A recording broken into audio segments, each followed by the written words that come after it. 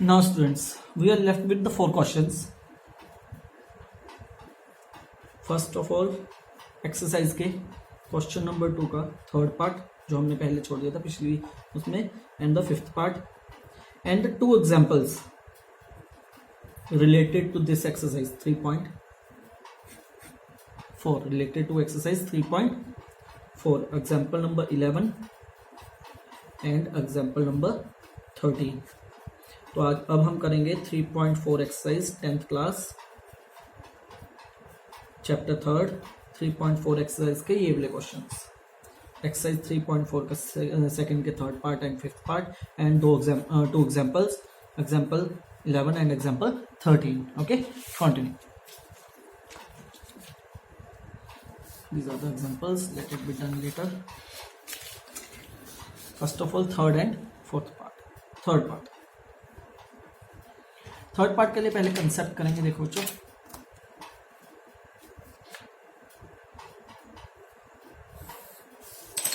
एक कंसेप्ट याद रखना. उसने कहा है sum of the digit of the 2 digit number. अब 2 डिजिट नंबर को कैसे रिप्रेजेंट किया जा सकता है? 2 डिजिट नंबर को कैसे रिप्रेजेंट कर सकते हैं? मान लो मैं अपनी तरफ से नंबर ले रहा हूं 63. कोई नंबर है 63. कैसे लिख सकता हूं 63 नंबर को? 60 + 3 लिख सकता हूं. 60 को कैसे लिख सकता हूं? 6 × 10 + 3 × 1. ये तो छोटी क्लासेस में आपने किया है. 63 को 60 + 3, 60 को लिख सकता हूँ 6 + 10, 3 को लिख सकता हूँ 3 × 1.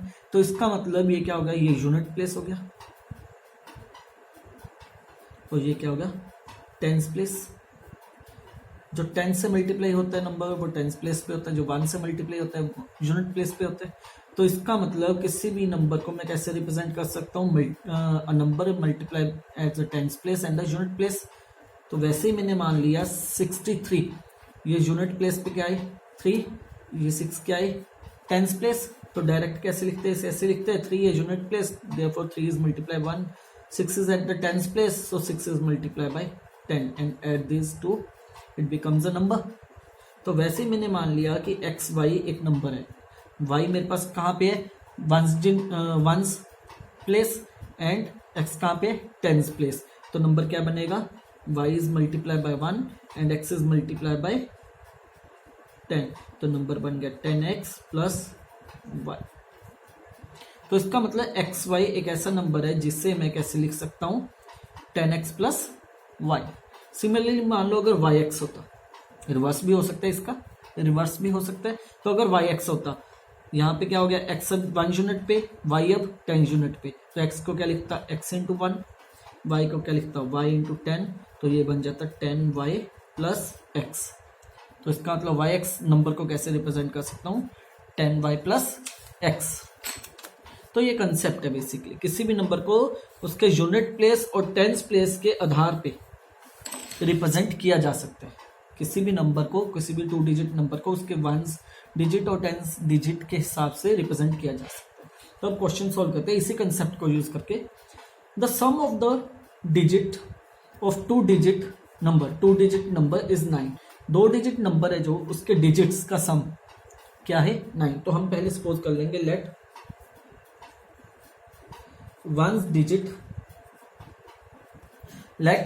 द वंस डिजिट और the unit digit is y and tens digit is x.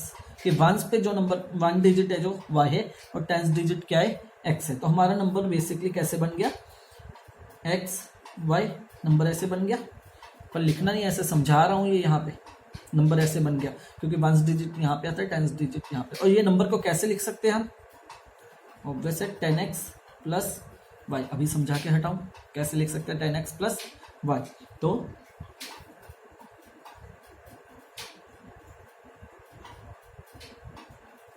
so first of all, according to question,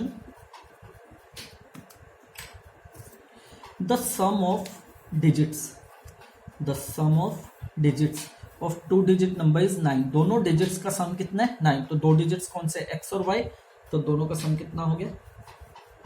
9. तो यहां से हमें फर्स्ट इक्वेशन मिल गई. कहां से कहां तक? यहां से यहां तक हमें फर्स्ट इक्वेशन मिल गई. सेकेंड इक्वेशन के लिए क्या कह रहे हैं, 9 times also 9 times this number digit की बात नहीं की, अब किसकी बात की है, नंबर की। यहाँ पे ध्यान रखना, यहाँ पे डिजिट्स की बात कर रहा है, सम ऑफ डिजिट्स, डिजिट्स का मतलब एक्स वाई, नंबर की बात कर रहा है, तो इसकी बात कर रहा है। तो हम पहले देखेंगे original number. This number means original number is twice the number obtained by reversing the order of the digits. अगर डिजिट्स को रिवर्स करके जो नंबर बनेगा, अब मान लो नंबर ये है एक्स वाई, इसका रिवर्स क्या होगा, 63 का रिवर्स क्या होगा, 63 का रिवर्स होगा 36। डिजिट्स को रिप्लेस कर दो आपस में, 63 का 36। वैसे इसका रिवर्स क्या होगा, वाई एक्स, डिजिट्स को रिवर्स कर दिया आपस में, तो वाई एक्स नंबर कैसे रिप्रेजेंट होता है, अभी समझा के हटाऊं, 10y प्लस एक्स। तो अब ये तो रफ काम है बच्चा, इसे फिर में मत लेना, द्वारा समझा रहा हूं। अब लिखना कैसे, सबसे पहले हम लिखते हैं ओरिजिनल नंबर जो डिजिट्स हमने सपोज किए हैं, क्या किए हैं, वंस प्लेस पे y, टेंस प्लेस पे x। तो ओरिजिनल नंबर कैसे बनेगा, y place multiply by 1 and tens place multiply by 10, so x into 10 plus y into 1, it becomes 10x plus y, ये ओरिजिनल नंबर हो गया ना। रिवर्स नंबर, इसका रिवर्स क्या होगा, रिवर्स नंबर में क्या होगा, वंस डिजिट, ये रिवर्स नंबर के लिए लिख रहा हूं, वंस डिजिट कौन सा बन जाएगा, x, और टेंस डिजिट कौन सा बन जाएगा, y। सो रिवर्स नंबर क्या होगा, अब वंस डिजिट x है तो x 1 से मल्टीप्लाई होगा, टेंस डिजिट y है तो y 10 से मल्टीप्लाई होगा, तो ये बन जाएगा 10y प्लस x। ये रिवर्स नंबर आ गया, ये ओरिजिनल नंबर आ गया। जो स्टार्टिंग में माना था हमने, ये ओरिजिनल नंबर बनेगा। दोनों डिजिट्स का अगर मैं रिवर्स कर दूं, देखो मैंने रिवर्स कर दिया, यहाँ पे दोनों को रिवर्स कर दिया, तो उससे जो नंबर बनेगा वो रिवर्सिंग नंबर होगा। अब स्टेटमेंट देखो क्या कह रहे हैं, this number means original number क्या है, 10x plus y. According to question original number क्या है, 10x plus y, 10x plus y is means equal to, चलो यहीं पे पहले एक बार सॉल्व करते हैं। This number means 10x plus y, original number is means equal to, twice means 2 times the number obtained by reversing the digit. Digits को reverse करके जो नंबर आया, डिजिट को रिवर्स करके कौन सा नंबर आया, 10y प्लस एक्स, इसका मतलब ये किसके बराबर होगा, 10y प्लस एक्स। तो ये इक्वेशन बन गई हमारी, the number obtained is 10x plus y is equal to 2 times the number obtained by reversing the digit, that is 10y plus x. Clear, अब इसे सॉल्व कर लेंगे। 10x plus y equals to 20y plus 2x,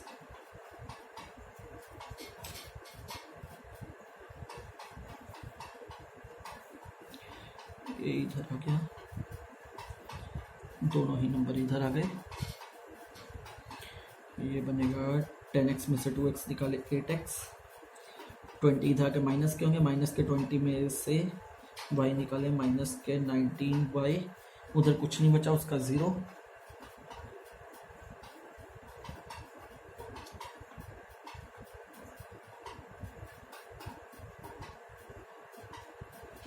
कुछ गड़बड़ करके हम okay 9 times, sorry students, यहाँ पे लिखा था 9 टाइम्स दिस नंबर, तो यहाँ पे 9 भी आना था, 9 टाइम्स। तो यहाँ पे ये चीज़ 9 से मल्टीप्लाई होगी, यहाँ पे 90 आएगा, यहाँ पे 9 आएगा। तो अब 90 में से 2 निकाले 88 और 20 में से 9 निकाले 11।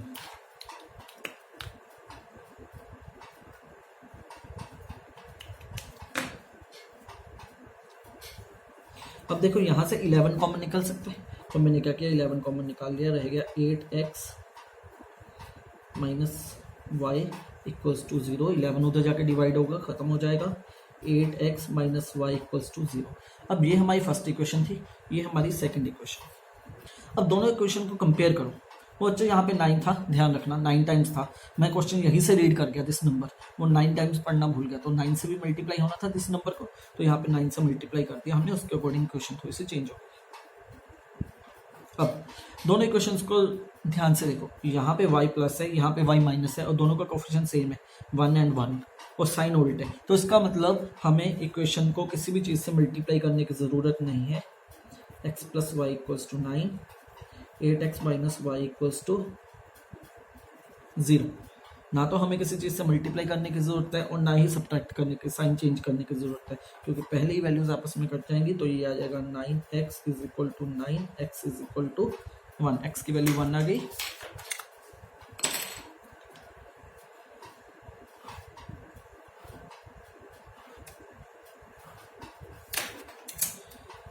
Now put value of x is equal to 1 in equation first. So x plus y equals to 9, x की value 1 plus y equals to 9, so y is equal to 9 minus 1, 8. So number क्या था हमारा बच्चों, 10x plus y। तो 10x की जगह value कितनी आ गई 1, y की जगह वैल्यू कितनी आ गई 8, तो नंबर कितना बना 10 plus 8 that is 18। So original number is, हमने क्या निकालना था, find the number, original number जो स्टार्टिंग में सपोज किया, ओरिजिनल नंबर क्या था 10x प्लस y, तो उसमें x और y की वैल्यू पुट कर दी, तो हमारा आंसर क्या आ गया 18। So original number is 18। Clear, ये रफ पार्ट है बच्चों, ध्यान रखना। और ये रफ नहीं है, रेड वाला कॉलम, ये फेयर का हिस्सा है।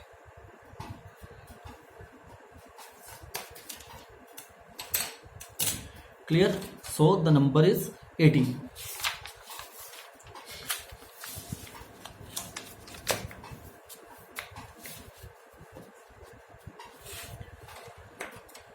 Question number part number 5। ये स्टूडेंट वैसा ही क्वेश्चन जैसे हमने पहले किया था, फिक्स चार्जेस और अनफिक्स चार्जेस, वैसे ही। Lending library has a fix charges for the first 3 days, पहले 3 दिन के लिए। यहाँ पे समझा रहा हूँ, देखो एक लाइब्रेरी है, उसने रूल रखा हुआ है, कोई बच्चा अगर लाइब्रेरी से बुक लेके जाता है, मान लो हफ्ते के लिए लेके गया, 7 days के लिए, ठीक है, तो उसमें क्या होगा, पहले 3 दिन तो फिक्स चार्जेस है, मान लेते हैं x है, 3 दिन के फिक्स चार्जेस x रखे होंगे।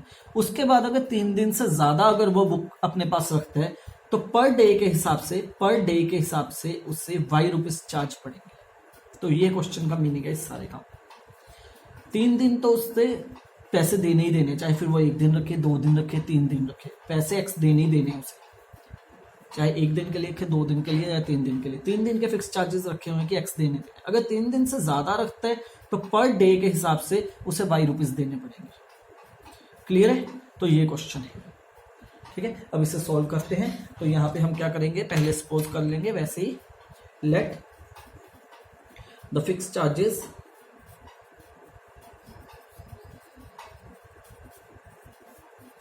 बी x रुपीज, लेट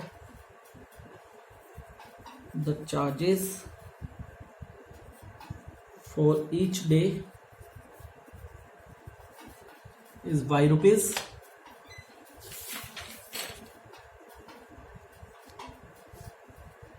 अब क्वेश्चन ध्यान से देखते हैं। क्वेश्चन क्या है, सरिता जो फर्स्ट गर्ल है, पेड 27 रुपीज, उसने टोटल 27 रुपीज पे किए for a book to kept for, ये लाइन दोबारा होगी, rupees for kept for, miss printing है, डबल आ गया। Paid 27 for a book kept for 7 days, 7 days के लिए उसने बुक अपने पास रखी। अब देखो उसने 7 days के लिए बुक अपने पास रखी, यहाँ पे लिखते हैं 7 days के लिए अपने पास रखी। मैंने क्या कहा था, 3 दिन के लिए उसे फिक्स चार्जेस एक्स पड़ेंगे। 7 को 2 हिस्सों में बांट लेते हैं, एक 3 days और एक 4 days, मिला के 7 ही हुए। तो 3 days के लिए उसे कितने चार्जेस पड़ेंगे, एक्स फिक्स चार्जेस हैं, और 4 days के लिए पर डे कितना चार्ज पड़ रहा है, वाई, तो 4 दिन के लिए कितना पड़ेगा 4y। और टोटल उसने कितनी पेमेंट की 27। समझ लग गया, देख लो दोबारा, 7 days है, 7 days के लिए रखा, 3 दिन के उसे चार्जेस तो पड़ने ही पड़ने एक्स, तो वो अलग निकल गया। जो 4 दिन बचे उसके लिए 4y, क्योंकि पर डे हमने y रुपीज माने चार्ज। तो यहां से इक्वेशन बन जाएगी फिर according to question x plus 4y equals to 27। देखो समझा इधर दिया मैंने, सीधा ही क्वेश्चन लिख दिया। ये पेपर में भी सीधा ही क्वेश्चन नहीं लिखने तुम लोगों ने, तो समझा मैंने इधर दिया रफ कॉलम में। Now second equation, second equation देखते हैं। सेकंड इक्वेशन में कितने दिन रखा, 21 रुपीज पे किए, तो सीधा पहले यहाँ पे 21 ही लिख लेता हूँ। ठीक है, कितने दिन रखी बुक, केप्ट फॉर 5 डेज। अब 5 दिन के रखी है तो सीधा ही लिख रहा हूँ। देखो 3 दिन के चार्जेस तो एक्स पड़ेंगे ही पड़ेंगे, 5 दिन है, 5 दिन को 2 हिस्सों में डिवाइड कर लेते हैं। एक तो 3 बन गया और एक 2। 3 दिन के एक्स चार्जेस पड़े, 2 दिन के कितने पड़े, 2y। तो इक्वेशन क्या बन गई, x plus 2y equals to 21। ये सेकंड इक्वेशन आ गई। क्लियर, ये सेकंड इक्वेशन आ गई। अब देखो दोनों में x का कोएफिशिएंट सेम है, पर साइन सेम है। साइन सेम हो तो क्या करते हैं, subtract equation 1 and equation second. So x plus 4y equals to 27, x plus 2y equals to 21, subtract subtract subtract, x value 4y minus 2y that's 2y equals to 27 minus 21 that's 6। So y is equal to 3। एक चीज याद रखना, फिर से इसकी value negative नहीं आ सकती, क्योंकि हम रुपीज काउंट कर रहे हैं। कभी नहीं होता कि -2 रुपीज, -3 रुपीज या 0 रुपीज। ठीक है ना, तो y की value 3। Now put y equals to 3 in equation first equation क्या थी ये, x plus 4 into 3 equals to 27, x is equal to 27 minus 12, x is equal to 27 minus 12, so x is equal to 27 minus 12 is 15 rupees, x is equal to 15 rupees. So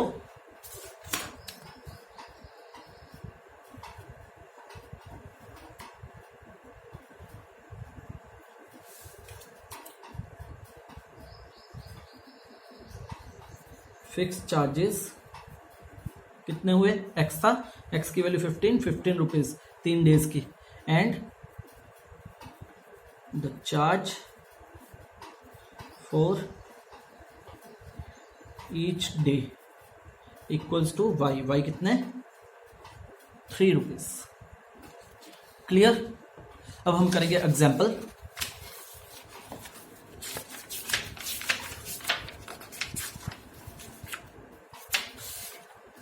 example number 11। अब example number 11 को ध्यान से समझना। The ratio of the income of the 2 persons is 9:7। 2 person है, मैं मान लेता हूँ, चार्ट बना रहा हूँ छोटा सा समझाने के लिए, इजी रहेगा इससे समझना। A1 और A2 मैंने 2 पर्सन मान लिए कि मेरे पास A1 और A2 पर्सन है। The ratio of the income of the 2 persons is 9:7।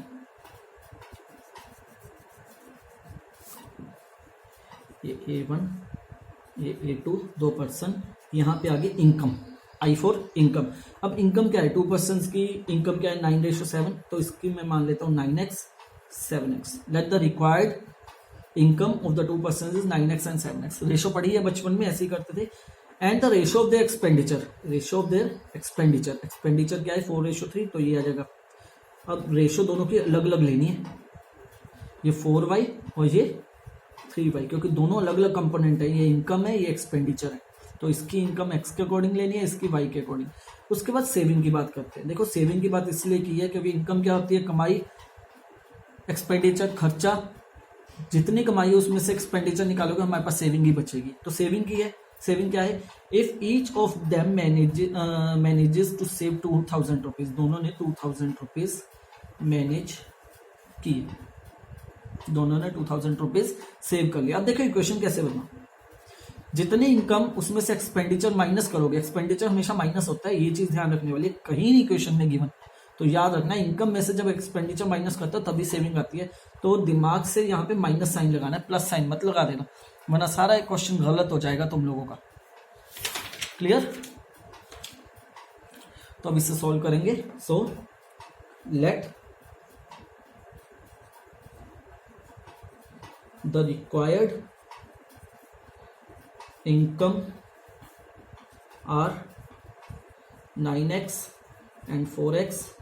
Let the required expenditure is 7x and 7y and 3y. तो इस कॉलम के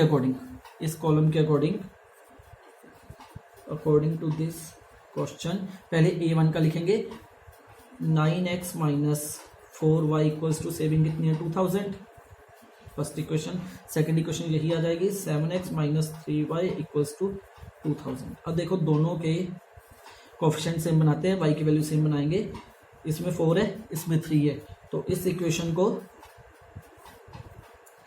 मल्टीप्लाई इक्वेशन 1 बाय 12 बन सकता है, 4 इंटू 3 12, तो इसे 3 से मल्टीप्लाई कर दो and multiply equation second by 4। तो इसे 3 से मल्टीप्लाई करते हैं सारी इक्वेशन को, 3 into 27x minus 12y multiply by 3 that's 6000 multiply by 4 that's 28x minus 12y is equal to multiply by 4 that's 8000। अब देखो दोनों के साइन सेम है, तो यहां से ये वैल्यू कट हो गई। 28 यहाँ प्लस था यहाँ माइनस आएगा, यहाँ प्लस था यहाँ भी माइनस आएगा। 27 में से 28 गए, minus x is equal to minus 8000 में 6000 माइनस 2000, माइनस से माइनस कट गया, एक्स की वैल्यू आ गई 2000। So put x equal to 2000 in equation first equation में पुट करेंगे। फर्स्ट इक्वेशन क्या है हमारे पास, ये है 9x, एक्स की वैल्यू क्या है 2000 माइनस 4y इक्वल्स टू 2000, ये कितना बन गया 18000 minus 4y equals to 2000 minus 4y। 2000 में से माइनस के 18000 16000 माइनस के माइनस से माइनस कट गया, y इज इक्वल टू 16000, 4 से डिवाइड किया 4000 रुपीज। बच्चों मैंने फास्ट इसलिए कर दिया क्योंकि एलिमिनेशन मेथड तुम लोगों को आता है, मैंने इक्वेशन बना दी समझा दी थी, उसके बाद फटाफट एलिमिनेशन मेथड लगा दिया। एक्स की वैल्यू आ गई, वाई की वैल्यू आ गई। सो पूछा गया था find their monthly income find out करनी है हमने, सिर्फ ये required income. So income of both persons are 9 into x की वैल्यू कितनी है 2000, 9 into 2000 that is 18000 rupees and second is 4 into x, 4 into